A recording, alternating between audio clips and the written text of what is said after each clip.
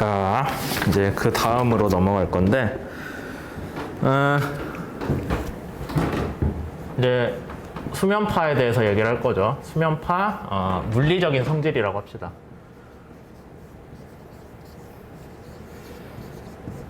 수면파의 물리적인 성질이에요. 그러면 기본적으로 수면파는 뭐에 대한 문제냐? 1번,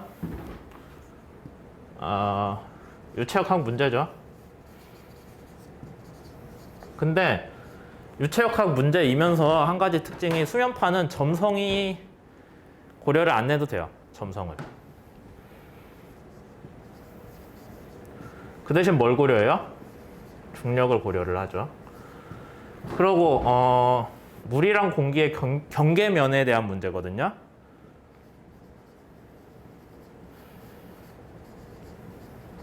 근데 공기랑 물의 밀도 차이가 한 1000배가 나요. 그래서 물이 움직이는 거를 공기가 영향을 주진 않아요. 그렇게 우리가 가정을 해요.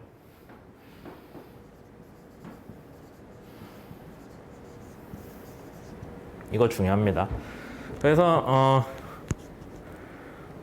물의 움직임이 뭐 공기를 같이 끌고 다닐 수는 있지만은 거꾸로 수면파 해석을 할 때 공기가 위에 바람이 분다, 그러니까 이 공기의 밀도까지 고려를 해가면서 물의 운동을 해석하진 않아요.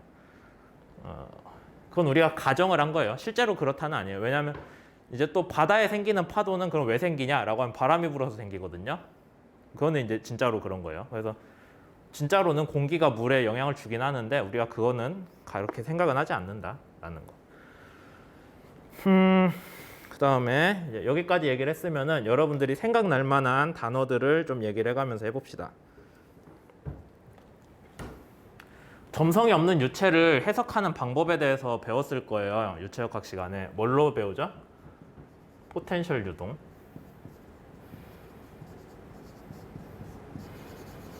포텐셜 유동도 대표적인 선형 문제로 문제를 바꿔서 하는 거거든요. 포텐셜 유동은 배웠어요? 유체 시간에. 그냥 배웠냐고 물어보지 말고 구체적으로 이런 거 배웠냐고 물어봅시다. 어떤 실린더가 회전을 하고 있을 때 유동이 오면은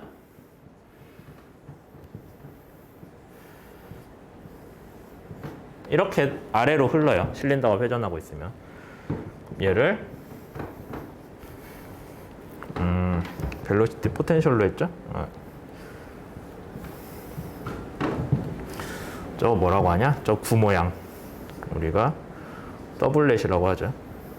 이 방향인가? 맞다.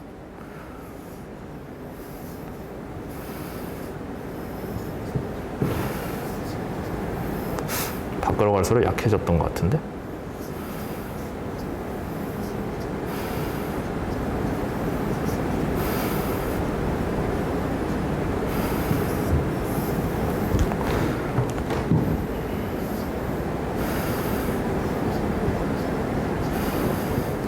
요런 거 배웠어요? 유체역학 시간에.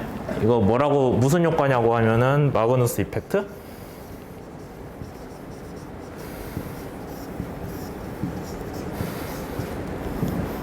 이거 배웠어요? 유체 때?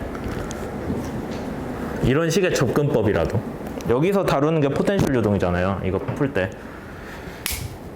회전하는 실린더 주위 유동, 속도로 어떤 일정한 유속이 오고 회전하는 실린더가 있어요. 그럼 그 주위 유동을 우리가 분석을 하는 건데 원래는 되게 복잡하겠죠. 근데 그냥 얘네들을 세 개로 쪼개가지고 얘로 인한 유동, 일정하게 오는 속도 더하기 이 더블렛이라고 해가지고 또 적어줘야지.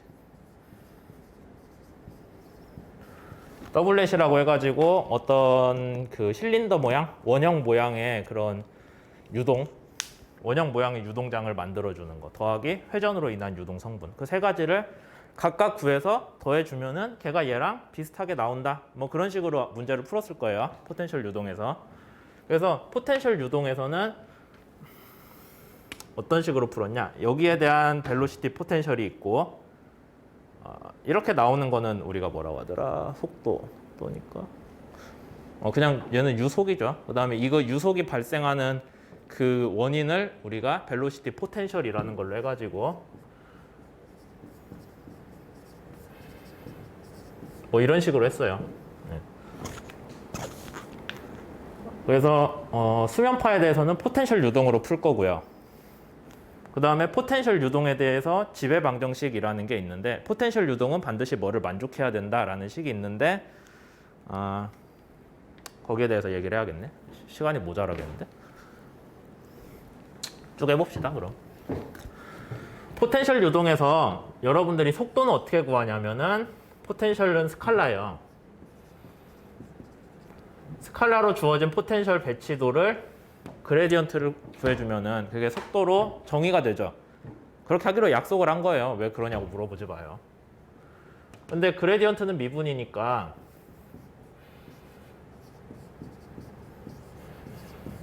이렇게 쪼개질 수 있고, 이 식이 적용되면, 그 다음에 얘는 뭐가 돼요? 각각이 어떤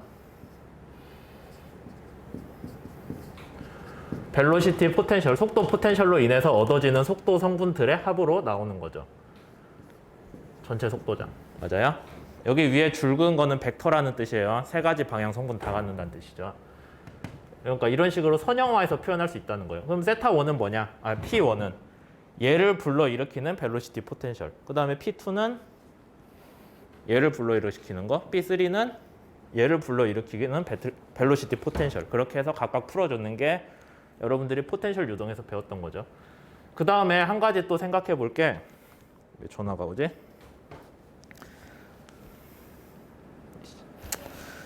하나 생각해 볼 문제가, 이제 우리가 유체역학을 다루고 있기 때문에 제일 기본적으로 모든 유체는 이걸 만족해야 돼 라고 하는 그런 문제가 있어요. 그게 뭐냐면은 질량 보존이죠.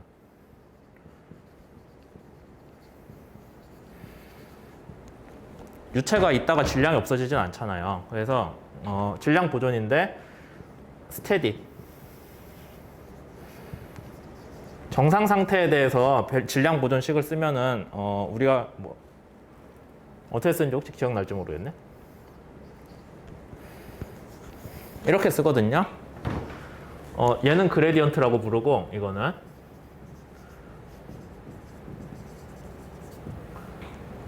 기억 안 날라나? 다시 쓰자 그러면. 이거 거꾸로 해놓은 네모가 델 오퍼레이터라고 하거든요. 그래서 얘 뜻이 뭐냐면, 일반적으로 위에 줄을 그어주기도 해요. 각 방향별로 편미분해가지고 그 벡터까지 더해주는, 단위 벡터까지 포함해주는 게 델 오퍼레이터예요.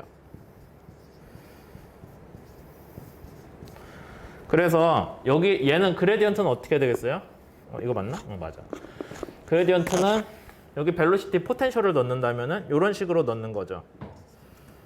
그 다음에 이렇게 계산하는 거는 그레디언트가 아니라 다이버전스라고 하는데, 발산이라고 합니다. 한글로. 걔는 어떻게 돼요? 요거를 점이 찍혀 있으니까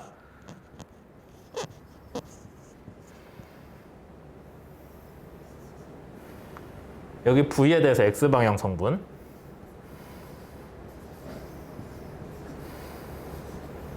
Y방향 성분, 뭐 이런 식으로 나와요. UVW. 이게 다이버전스. 그 다음에 얘는 그레디언트. 그렇게 계산을 한다라는 거 아마 옛날에 배웠을 거예요. 기억은 안 나더라도. 근데 이 다이버전스는 무슨 뜻이 있냐면은, 어떤 컨트롤 볼륨, 검사 최적에 대해서 속도가 이렇게 들어오잖아요. 거기서 또 나가겠죠. 걔를 거쳐서. V라는 속도로 들어오고 나가는 애들에 대해서 이 검사 최적 안에서의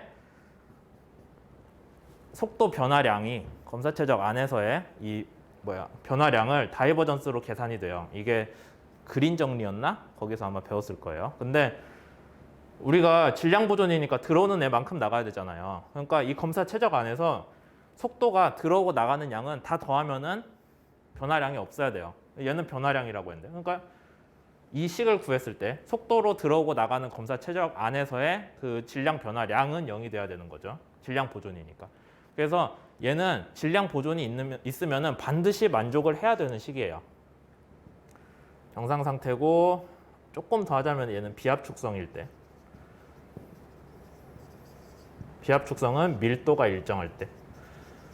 어쨌든 그래서 얘는 반드시 지금 우리가 다루는 문제에서는 얘는 반드시 만족을 해야 돼요. 근데 V 어디서 봤어요? 여기 있었네. 그래서 어떤 식이 나오냐?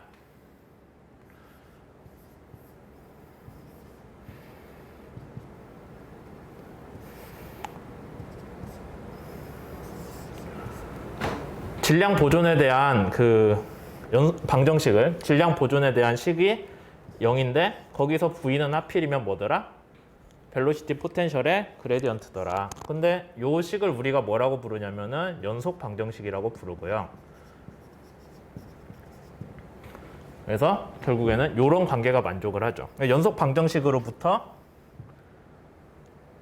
연속 방정식인데 거기 들어간 속도항이 속도 포텐셜의 그레디언트니까 이게 나오고 그럼 얘를 하면은 이게 나옵니다.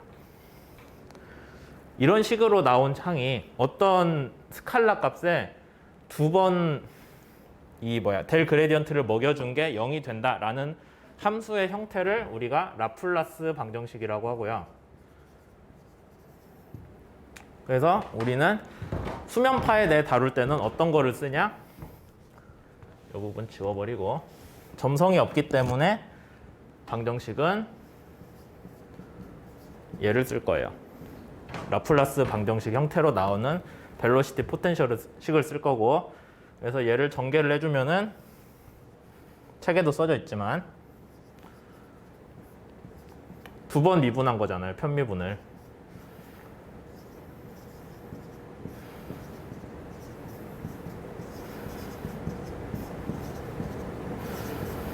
얘가 0이 된다라는 식이 나오는 거죠. 그럼 여러분들이 저기서 여기에 보세요. 여기서 얘는 벡터잖아요. 벡터에다가 점 찍힌 건 내적이잖아요. 벡터끼리 내적을 해주면 나오는 건 스칼라죠, 값이. 그래서 스칼라에 대한 함수가 나온다라는 거. 이게 책에 보면은 식 5번이에요. 그래서 포텐셜 유동은 반드시 이 라플라스 이퀘이션을 만족을 해야 된다라는 그 큰 법칙이 하나 나오는 거죠. 우리 입장에서는. 얘는 반드시 지켜야 돼요. 그래서 여러분들이 다루는 모든 현상에 대해서 반드시 만족해야 되는 식을 우리가 지배방정식이라고 하고요. 뭐 이런 라플라스 이퀘이션, 점성이 없는 유동에 대한 포텐셜 유동에 대한 지배방정식. 그 다음에 뭐 이런 질량 보존식, 연속방정식도 그렇고요. 그 다음에 여러분들이 점성이 있다면은 아마 유체역학 때 배웠을 네비어-스톡스 이퀘이션. 점성이 있는 유체의 운동량 보존에 대한 지배방정식이에요. 그거는. 그래서 그런 것들이 반드시 만족되어야 되는 식이다라는 거죠. 여기까지 설명을 했고 몇 분 됐냐? 조금 더 얘기하고 잘랐다 갈게요. 아닌가? 얘 그냥 지웠다 가야겠다. 이 지배방정식이 있는 것까지 얘기를 했어요. 그러면